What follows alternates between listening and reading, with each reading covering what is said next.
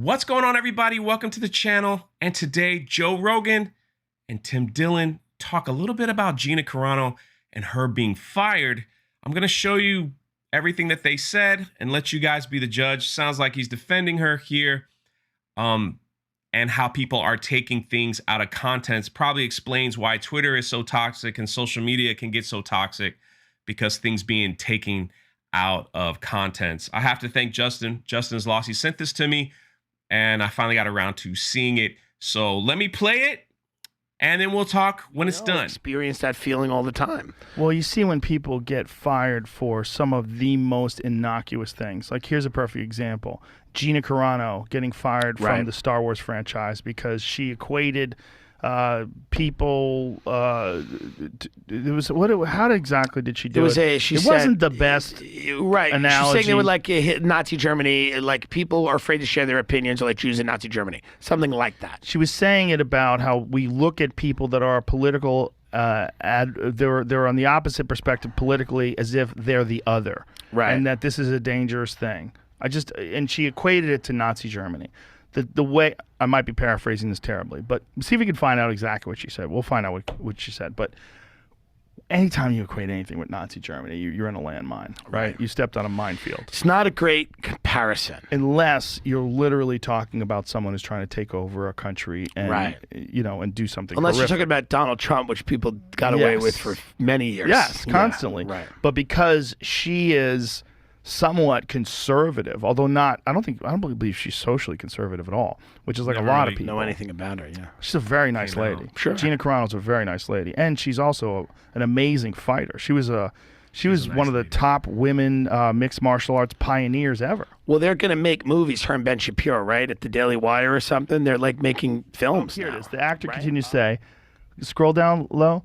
Goes, okay, so Carano fell under heavy criticism after she posted Jews were beaten in the streets, not by Nazi soldiers, but by their neighbors, even by children. The actor continued to say, because history is edited, most people today don't realize that to get to the point where Nazi soldiers could easily round up thousands of Jews, the government first made their own neighbors hate them simply for being Jews.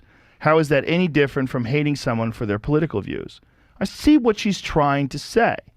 I see what she's trying to say, because there are people that absolutely do hate conservatives, and they're of the opinion that some conservatives and Trump supporters, against it. I completely understand that. So she got fired for that. She wasn't even allowed. First of all, things in print, it's an inherently shitty way to express something controversial when you're talking about something that's contemporary. When you talk about something that's going on right now, because it's so open to interpretation. So many people can form the, like, I don't like how you said this because I think she meant this, or I think she meant that. The best way to express something like that, ironically, is like this, in a conversation. So if she was talking to someone and she was saying, there was context. Like if she was having this conversation with us and she was saying, in Nazi Germany, they got their neighbors to hate them first. Right. And think about how they're getting neighbors to hate people now for being conservative.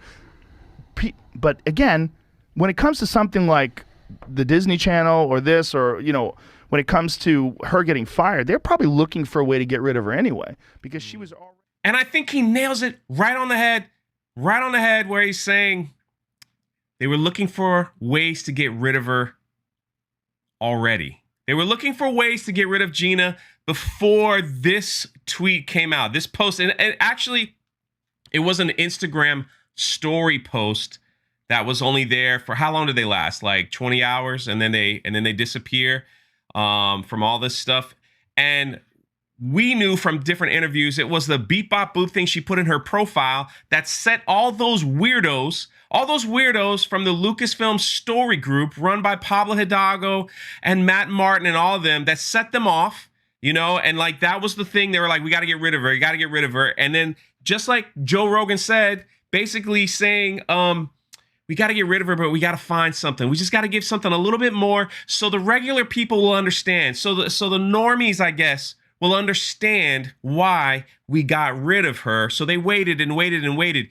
They removed her from the press tour. They erased her from posters and all these things. And all that stuff is documented on this channel. They did all these things. And then when they finally got rid of her, the story board group members on Twitter and social media came out and just trashed her. Which proves this point correct. Keep fighting the good fight, Gina. We'll be waiting. We'll be promoting your movie that you're about to film. Whenever that comes out, we'll be ready. Right here on the Gina Carano channel. We will be ready to support that, because what they did to you was wrong.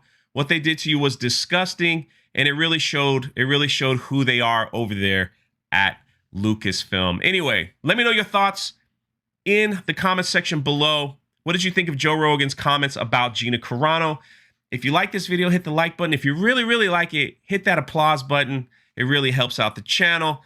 And this is Jay. I am done, and I will catch you next time.